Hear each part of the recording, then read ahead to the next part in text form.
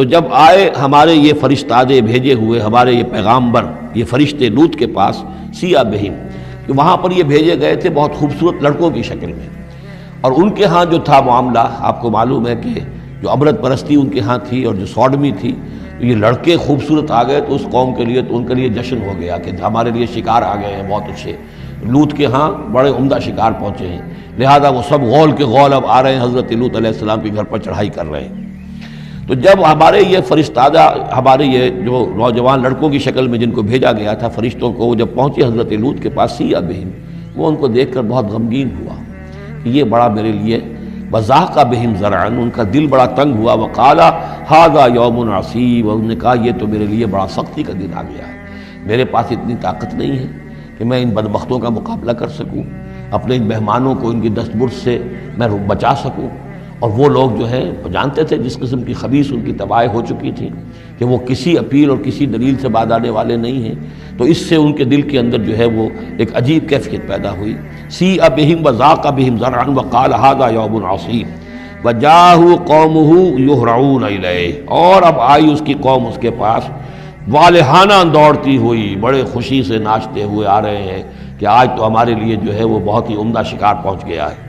وَمِن قَبْلُ كَانُوا يَعْمَلُونَ السَّيِّئَاتِ، اور وہ پہلے ہی سے ان گندے کاموں کے اندر ملوث تھے۔ قَالَ يَا قَوْمِ هَؤُلَاءِ بَنَاتِي هُنَّ أَطْهَرُ لَكُمْ، حضرت لوط نے فرمایا کہ دیکھو میری قوم کے لوگوں، میری بیٹیاں موجود ہیں، وہ تمہارے لیے بہت پاکیزہ ہیں۔ اس کے دو معنی کیے گئے، ایک تو یہ کہ بیٹیوں سے مراد ہے کہ جو تمہاری بیویاں ہیں وہ میری بیٹیوں کے مانند ہیں۔ نبی جو ہوتا ہے وہ گویا کہ قوم کے لیے والد کی جگہ ہے، جیسے کہ قرآن مجید میں وَأَزْوَاجُهُ أُمَّهَاتُهُمْ، حضور کی تمام ازواج جو ہیں وہ پوری امت کے لیے ماؤں کے درجے میں ہیں، تو گویا کہ یہ میری بیٹیاں ہیں، اللہ نے تمہارے لیے ان کو پیدا کیا ہے، تمہارے لیے جوڑا بنایا ہے، وہ پاک جو ہے تمہارے لیے راستہ اپنی شہوت کی کے تقاضے کو پورا کرنے کے لیے صحیح راستہ اس کو چھوڑ کر، اور یہ بھی ہو سکتا ہے کہ انہوں نے اپنی بیٹیوں ہی کو پیش کیا ہو کہ تمہیں اگر کرنا ہی ہے تو نکاح کر لو، میں اپنی بیٹیاں تمہیں نکاح میں دینے کو تیار ہوں، لیکن میرے جو یہ مہمان ہیں ان کے بارے میں مجھے رسوا نہ کرو۔ قال یا قوم هؤلاء بناتی هن اطہر لکم فاتقوا اللہ ولا تخزون فی ضیفی، تو اللہ کا خوف کرو اور دیکھو مجھے میرے مہمانوں کے معاملے میں رسوا مت کرو۔ الیس منکم رجل رشید، کیا تم میں کوئی ایک آدمی بھی شریف اور کوئی ایک آدمی بھی نیک چلن نہیں رہا؟ یعنی کوئی تو تم میں سے ایسا نکل آتا جو میرا ساتھ دیتا، جو میری ہاں میں ہاں ملاتا، تم میں تو معلوم ہوتا کہ کوئی ایک شخص بھی شریف النفس باقی نہیں رہا۔ قالوا لقد علمت ما لنا فی بناتک من حق، انہوں نے کہا کہ اے لوط تمہیں خوب معلوم ہے تمہاری بیٹیوں پر ہمارا کوئی حق نہیں ہے۔ اس سے معلوم ہوتا ہے وہ دوسری ہی بات ہی زیادہ راجح ہے۔ وَإِنَّكَ لَتَعْلَمُ مَا نُرِيدُ، اور تم خوب جانتے ہو جو ہم چاہتے ہیں، یعنی باتیں مت بناؤ، ہماری توجہ جو ہے ادھر ادھر لے جانے کی کوشش نہ کرو، تم جانتے ہو ہم جو چاہتے ہیں، جس کے لیے ہم حاضر ہوئے ہیں، جس کے لیے ہم پہنچے ہیں۔ قَالَ لَوْ أَنَّ لِي بِكُمْ قُوَّةً، انہوں نے کہا کاش کہ میرے پاس تمہارے مقابلے کے لیے کوئی طاقت ہوتی، او آوی الی رکن شدید، یا وہ کوئی قلعہ ایسا ہوتا جس میں مضبوط میں جا کر پناہ لے لیتا اور تم سے اپنے آپ کو اور اپنے مہمانوں کو بچا لیتا۔ یہاں ہے اصل میں حضور صلی اللہ علیہ وسلم کی ایک حدیث میں الفاظ آئے ہیں، یرحم اللہ لوطا لقد کان یاوی الی رکن شدید، اللہ تعالیٰ رحم فرمائے لوط پر، وہ ایک مضبوط قلعے میں تھے، اللہ تعالیٰ کی حفاظت تو انہیں حاصل تھی، لیکن یہ کہ اس وقت جو صورت بن گئی تھی ان کے لیے،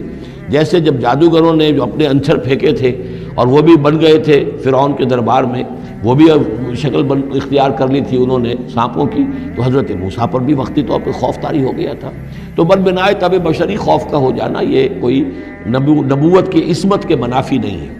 تو یہاں پر بھی اللہ تعالیٰ کی حفاظت تھی، اور جیسا کہ آیا فرشتوں نے پھر ذرا سا ایک ہاتھ ہلایا اور سب کے سب اندھے ہو گئے، وہ اس طرح کا معاملہ تفاصیل تورات میں ہے۔ قال لو ان لی بکم، لیکن جو حسرت کی کیفیت تھی اور جس طرح ضیق میں ان کی جان اس وقت آئی تھی، اس کا تصور کیجئے، کاش کہ میرے پاس تمہارے مقابلے کے لیے طاقت ہوتی، او آوی الی رکن شدید، یا کوئی ایسا ہوتا مضبوط مستحکم قلعہ جس میں جا کر میں پناہ لے لیتا۔ قالوا یا لوط انا رسول ربک، ان فرشتوں نے کہا اے لوط گھبرائیں نہیں، ہم آپ کے رب کے پیغامبر ہیں، بھیجے ہوئے ہیں، لن یصلوا الیک، یہ آپ تک پہنچ ہی نہیں پائیں گے، آپ کو کوئی گردن نہیں پہنچا سکیں گے، آپ بالکل اطمینان رکھیں۔ فَأَسْرِ بِأَهْلِكَ بِقِطْعٍ مِّنَ اللَّيْلِ، اور بھی رات کا ایک حصہ جو باقی ہے اس میں آپ اپنے اہل کو لے کر، اپنے گھر والوں کو لے کر نکل جائیے اس بستی سے۔ ولا یلتفت منکم احد، اور کوئی بھی آپ میں سے پیچھے نہ دیکھے، پیچھے توجہ نہ کرے، پیچھے کی طرف کوئی خیال نہ آئے کہ ہمارے دوست تھے اور ہمارے یہ تھے اور ہمارے عزیز تھے، الا امرأتک، اور آپ کی بیوی بھی ساتھ نہیں جائے گی، وہ بھی یہیں رہے گی۔ یہ دو بیویاں ہیں جلیل القدر پیغمبروں کی، جن کا ذکر پھر آئے گا بڑی وضاحت کے ساتھ سورہ تحریم میں۔ ایک حضرت نوح علیہ السلام کی بیوی اور ایک حضرت لوط کی بیوی، کہ یہ اگرچہ کہ کانتا تحت عبدین من عبادنا صالحین